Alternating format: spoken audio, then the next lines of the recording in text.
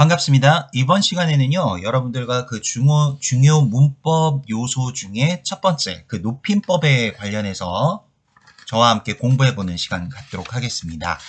물론 중요 문법 표현 두 번째로 또 피동사동 표현도 준비되어 있으니까요. 이 강의 이후에 또 청취를 해주시면 좋겠습니다. 자, 우선 그 높임 표현. 자, 여러분들 우리나라 말은 다른 나라의 언어와 다르게 좀 특히 이 높임법이 잘 발달한 언어라는 거 알고 계실 겁니다. 자, 그런데요, 이 높임 표현에는 그 종류에 따라서 크게 세 가지로 나누어 볼 수 있습니다. 첫 번째가 상대 높임법이라는 건데요. 이 상대 높임법, 상대라는 말이 뭡니까? 듣는 이를 고려하는 방식이죠.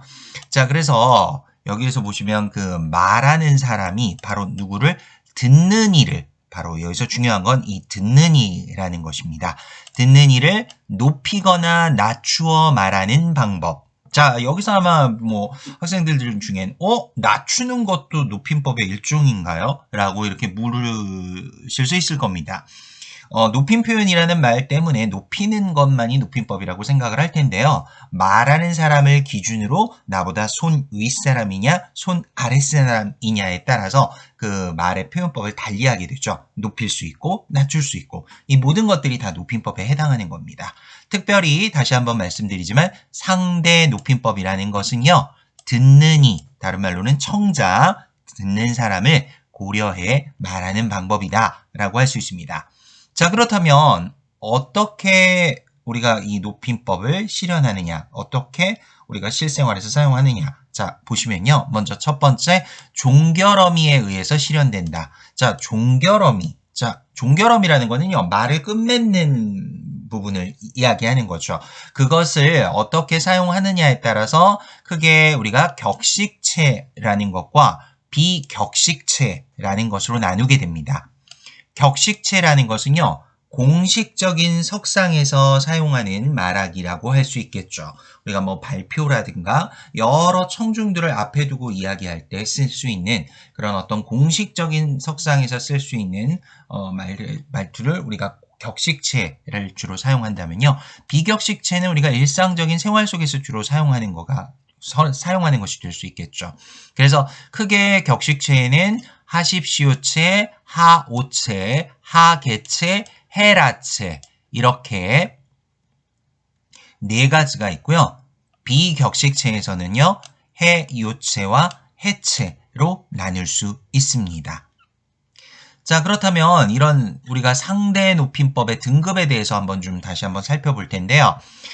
격식체 중에서 가장 높임의 의미를 갖고 있는 그 바로 상대 높임법은 하십시오체라고 합니다. 자, 그래서 지금 가십시오라고 하는 거 이렇게 얘기하면 바로 하십시오체라고 해서 격식체에서 가장 높임, 아주 높임이라고 말씀드릴 수 있겠고요. 그 다음에 격식체에서 하오체라는 게 있는데요. 예사 높임이라고 해서 높이긴 높이지만 아주 높이는 건 아니고 보통에서 조금 더 높이는 그런 의미가 있다라고 할 수 있죠. 지금 가오, 지금 가시오, 가오 이렇게 얘기할 수 있죠. 자, 그 다음 하계체는요. 지금 가게라고 해서 가다라는 말의 어미를 게로 종결어미를 바꾸고 있죠. 그 다음에 헤라체에서는요. 아주 낮춤이라고 해서 지금 가라 이렇게 되는 거죠. 자, 그래서 지금 가라부터 시작해서 지금 가게, 지금 가오, 지금 가십시오 이렇게 순서대로 높임법의 등급이 매겨질 수 있겠죠. 헤라체가 가장 아주 낮춤체라고 할 수 있겠고요. 하십시오체가 아주 높임이라고 할 수 있겠죠. 하십시오체는 다른 줄여서 합쇼체라고도 합니다. 하십시오체를 합쇼체라고도 이야기하죠. 자, 그러면 이제 비격식체에는 뭐가 있느냐? 해요체와 해체, 높임과 낮춤 이렇게 두 가지밖에 없습니다. 비격식체에는. 그래서 지금 가라고 하는 건 해체라면 지금 가요라고 하는 건 해요체죠. 우리가 학생들이 일상적으로 선생님한테도 우리가 비격식체로 선생님 이거 모르겠어요 라고 하죠. 모르겠어요 라고 하는 건 해요체죠. 자, 이럴 때 우리가 이제 비격식체를 좀 사용을 하기도 하죠. 자, 참고하시면서 격식체와 비격식체로 나눌 수 있다라고 했고요. 다시 한번 보시면 격식체에서는 하십시오, 하오, 하게, 해라체, 비격식체에선 해요체와 해체로 나눈다는 것을 꼭 기억해 주시기를 바라겠습니다. 자, 그럼 이제 두 번째, 우리가 이제 높임법에서 두 번째로, 첫 번째는 상대 높임법이란 걸 공부했다면요. 이제 두 번째로는 주체 높임법이란 겁니다. 주체 높임법이란요, 말하는 이가 서술어의 뭐를요? 주체를 높여 말하는 방법이라고 했어요. 여기서 서술어의 주체란요, 문장의 주어를 의미하는 거죠. 문장에서 보통 주어를 높여 말하는 방법이다 라고 할 수 있어요. 실현 방법을 보면서 한번 구체적인 예를 한번 보도록 하겠습니다. 자, 주체 높임법을 구체적으로 이제 실현하는 방법으로는요. 주격조사에서 요거 중요합니다. 꼭 밑줄 그어주세요. 주격조사에 뭐 깨서가 쓰인다는 거 요거 꼭 밑줄 긋고 체크해 두시고요. 형광펜으로. 자, 서술어에선 선어 말음이 의시나 시를 붙여서 실현한다고 해요. 자, 이렇게만 말하면 정확히 와닿지가 않죠. 예문을 한번 보도록 할게요. 밑에. 자, 밑에 예문이 있습니다. 볼게요. 아버지께서 신문을 보신다 라는 문장이 있어요. 자, 이 문장에서 보는 주체가 누굽니까? 주체. 주체는 문장의 주어죠. 자, 누가 보고 있어요? 아버지죠. 근데 아버지가 라고 할 수 없죠. 주격조사에서 뭘 쓴다고요? 깨서를 쓴다고 했습니다. 그렇기 때문에 여기서 깨서, 그 다음 신문을 본다가 아니라 자, 보시. 근데 여기 선생님 왜 니은이 붙었어요? 라고 하는 학생들이 있을 거예요. 현재형이니까 니은을 쓴 거죠. 아버지께서 신문을 보시다 뭐 이렇게 쓸 수 있지만 지금 보고 계신 상황을 이야기할 때는 현재형이니까 보신다 이렇게 되는데 여기엔 바로 주체 높임 선어 말어민 시가 들어가 있다는 거 꼭 기억을 해 주셨으면 좋겠습니다.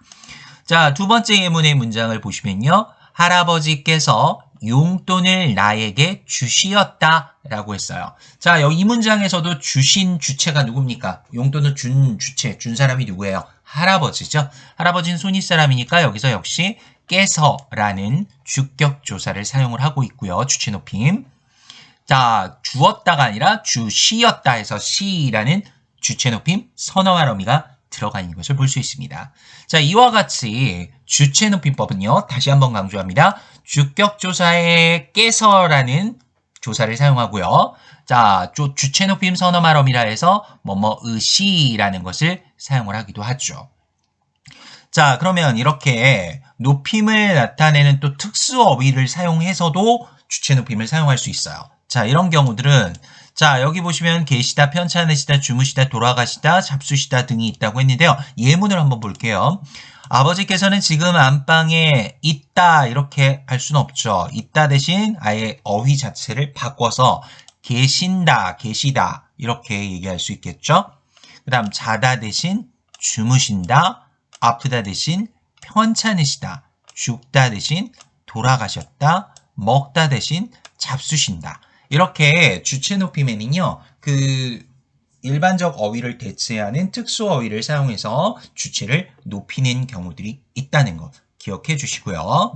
자, 지금 우선 두 가지 봤습니다. 주체, 주격조사의 깨서와 의시를 사용한다고 했고요. 높임을 나타내는 특수 어휘를 사용한다고 했습니다. 자, 그 다음에 높임을 나타내는 단어로는 밥, 진지, 댁, 집 대신 밥 대신 진지를 사용하고요. 집 대신 댁, 나이 대신 연세나 춘추라는 말을 쓰죠. 술 대신 약주를 쓰고요. 이름 대신 성함이나 조남 등을 사용을 하고 있습니다. 자, 말씀은 남의 말을 높일 때뿐만 아니라 자기 말을 낮출 때도 또 사용을 할 수 있다는 건데요. 요거는 좀 학생들이 잘 모르는 경우가 많더라고요. 좀 기억을 해 주시길 바라겠습니다. 예문을 볼게요. 선생님의 말씀을 먼저 듣고 제 말씀을 전하겠습니다. 라고 했죠. 자, 여기서의 첫 번째 나와 있는 말씀은요. 선생님의 말을 높인 거예요. 그래서 남의 말을 높일 때 사용한 거라면요. 자, 여기 두 번째 나와 있는 제 말씀을 전하겠습니다. 라는 건 선생님에게 전하는 말인데 자신을 낮출 때 쓰는 거예요. 제 말을 전하겠습니다. 이렇게 쓰시면 안 되고요. 제 말씀을 전하겠습니다. 이렇게 쓰는 게 맞죠. 그래서 이 말씀은 이중적인 그런 기능이 있어요. 남의 말을 이렇게 높일 때도 사용하지만 자기 말을 낮출 때도 사용한다는 거. 그래서 높일 땐 이렇게 쓴 거고요. 낮출 땐 제 말씀할 때 말씀으로 썼다라는 것을 기억해 주시면 좋겠죠. 자, 그렇다면 이렇게 우리가 주체 높임을 실현하는 방법 세 가지 다시 한번 복습해 볼까요? 주격조사의 깨서와 선어말 어미, 즉 주체 높임 선어말 어미 시를 쓴다고 했고요. 특수어휘를 사용한다라고 했고요. 마지막으로 높임을 나타내는 단어들이 있어요. 이렇게 이런 것들이 있다라는 걸 공부해 봤습니다. 자, 그렇다면 이제 이런 주체 높임의 세부적인 종류들을 좀 살펴보는데요. 직접 높임이라는 게 있고요. 간접 높임이라는 게 있는데요. 직접 높임은, 자, 직접 높임과 이렇게 간접 높임이 있다고 했는데, 직접 높임이라는 거는요, 말하는 이가 문장의 주어를 말 그대로 직접 높이는 것. 주어를 직접 높이는 것은 직접 높임법이에요. 어머니께서 시장에 가신다. 가시는 주체는 어머니, 주어죠. 문장의 주어를 직접적으로 높이고 있죠. 깨서를 사용했고요. 자, 주체 높임 선어 말함이 시를 사용하여 있는 거 볼 수 있습니다. 자, 그럼 간접 높임이 뭐냐? 간접. 말 그대로 간접적으로 높인다는 거죠. 높여야 할 대상에, 그러니까 주어에, 뭐, 예를 들어, 신체, 소유물, 생각 등을 밀접하게 관련된 대상을 높여 주어를 간접적으로 높이는 것. 이것이 간접 높임인데요. 간접 높임은 특수어휘 쓰지 않고 시로만 실현한다라고 되어 있습니다. 자, 그래서 여러분들 조심해야 될 부분이요. 자, 여기 예문을 보시면 알 수 있겠죠. 아버지께서 고민이 있으시다라는 문장이 지금 보입니다. 아버지께서 고민이 있으시다. 자, 이 문장에서는요. 우선 아버지의 고민이에요.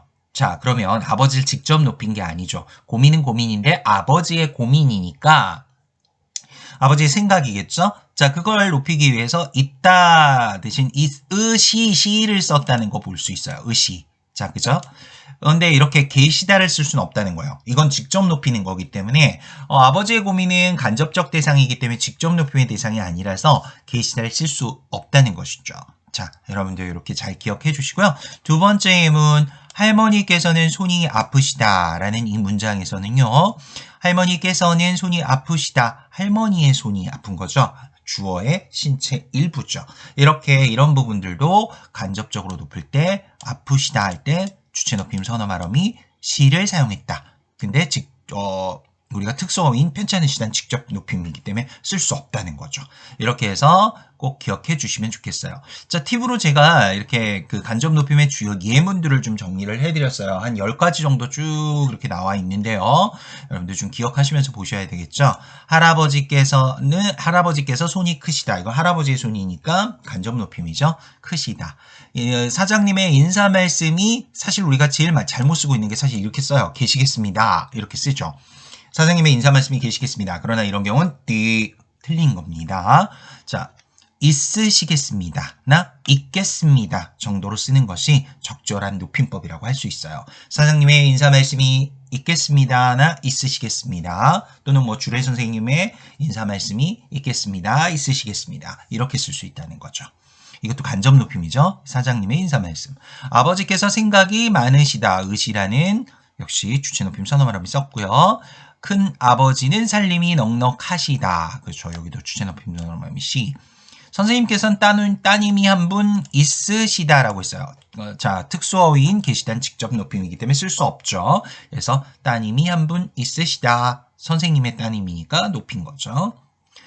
자, 그 다음에 보시면 과장님 내일 시간 좀 있으십니까? 라고 했을 때 자, 시간 좀 계십니까? 이러진 않죠. 있으십니까? 의시가 쓰여 있는 거 보이시죠?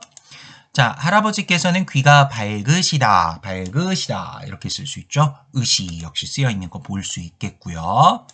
선생님 가방이 무거우시죠? 시 들어있고요. 할머니의 머리는 하얗게 새셨다. 새셨다는요. 새시였다를 줄인 말이에요. 새시였다.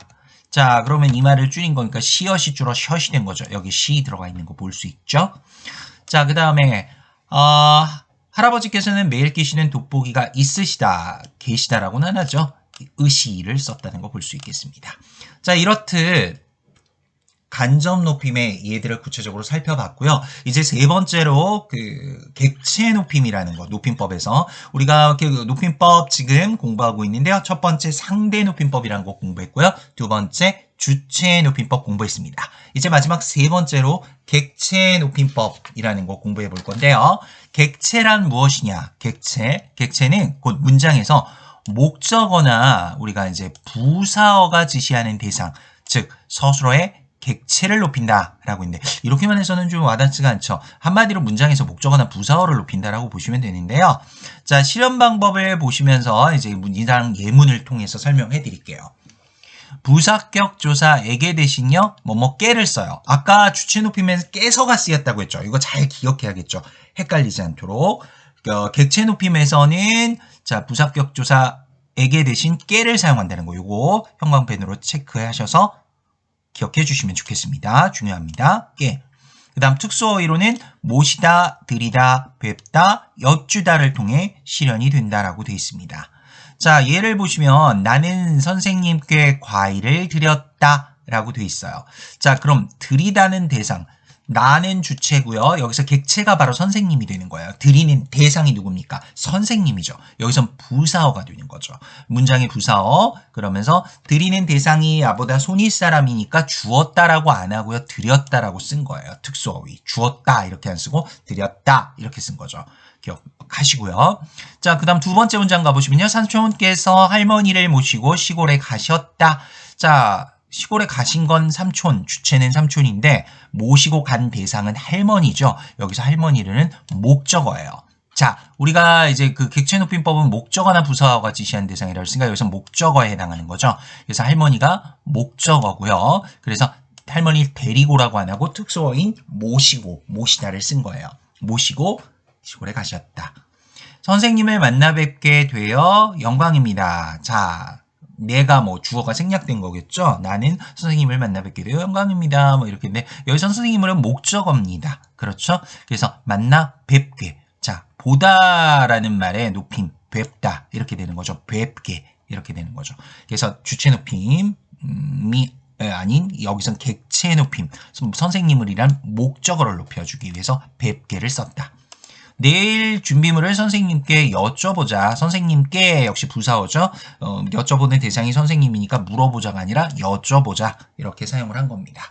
자, 그럼 지금까지 배웠던 우리가 상대 높임법, 주체 높임법, 객체 높임법인 것을 바탕으로 해서요.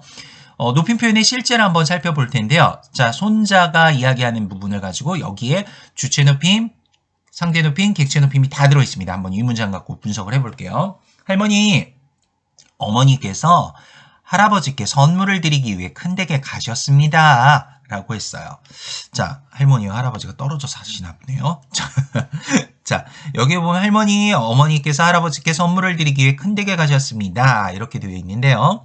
손자가 말하는 이죠. 우선 말하는 주체는 손자가 말을 했어요. 말을 하는 사람은. 그런데 듣는 사람은 할머니예요. 그죠?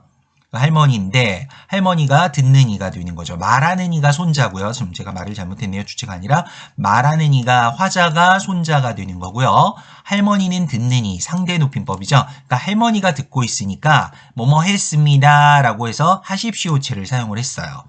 자, 그 다음에 어머니께서, 자, 큰 댁에 간 사람은 어머니죠. 이 문장의 주어는 어머니예요. 그래서 이 문장의 주어인 주체는 어머니라고 해서 어머니니까 주체 높임법에 깨서를 쓴 거고요.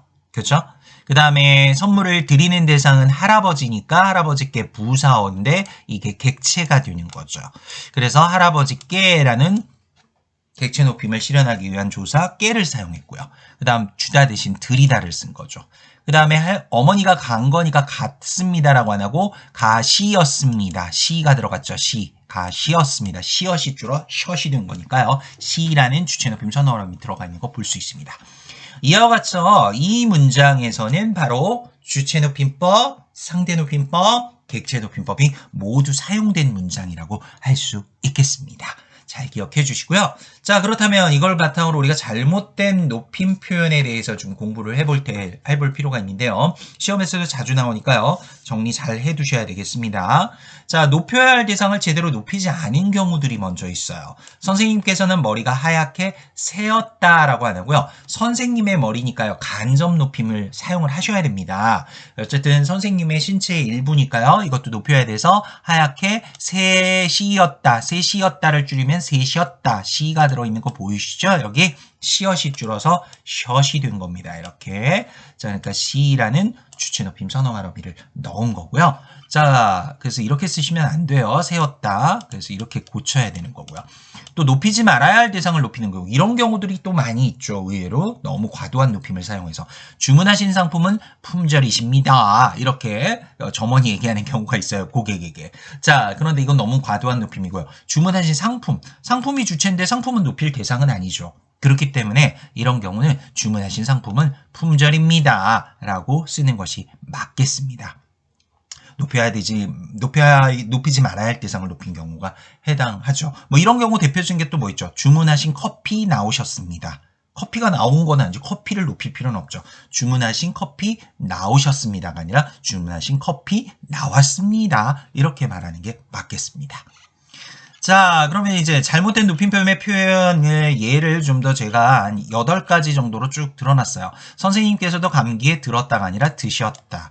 선생님의 말씀이 계시겠습니다. 이거 간접 높임의 예죠. 그래서 계시겠습니다 쓰면 안 되고요. 이렇게 써야죠. 있으시겠습니다나 있겠습니다. 다음으로 상점에서 보통 포장이세요 라고 하는데 포장해 드릴까요? 이게 맞겠고요. 따님 이름이 참 예쁘시네요 라고 아니라 예쁘네요 라고 해야 되겠죠. 주문하신 커피 나오셨습니다. 아까 했죠? 나왔습니다. 이렇게 써야 되고요. 영희야 할아버지께서 주는 걸 받아오너라. 주는 걸 할아버지께서 주는 거니까 주시는이라고 바꿔야죠. 주는이 아니라. 그 다음에 철수야 선생님께서 너 빨리 오시래. 그러면 철수를 높이는 거니까요. 오라고 하셔 또는 오라셔. 오라고 하셔를 줄인 말이 오라셔. 이렇게 되는 거죠. 선생님이 말한 거니까 선생님의 말은 높이되 철수는 높일 필요가 없겠죠. 할아버지께서 자다 대신 우리 특수어휘 주무시고를 써야 되는 거죠. 자, 이렇게 해서요. 여러분들 우리가 저와 함께 그 높임법이라는 거 중요 문법 요소 중에 첫 번째로 높임 표현, 상대 높임법, 주체 높임법, 객체 높임법에 대해 살펴봤습니다. 자, 이 배운 내용들을 바탕으로요. 뒤쪽에 보시면 이렇게 적용 연습 문제라는 게 있을 거예요. 여러분들 요거 꼼꼼하게 한번 칸도 넣어보시고 한번 강의를 잘 들었는지 확인도 해보실 수 있도록 자, 뒤쪽에 이 내용들 한번 꼼꼼하게 체크해 보시기를 바라겠습니다. 저는 또 다른 강의에서 뵙도록 하겠습니다. 수고하셨습니다.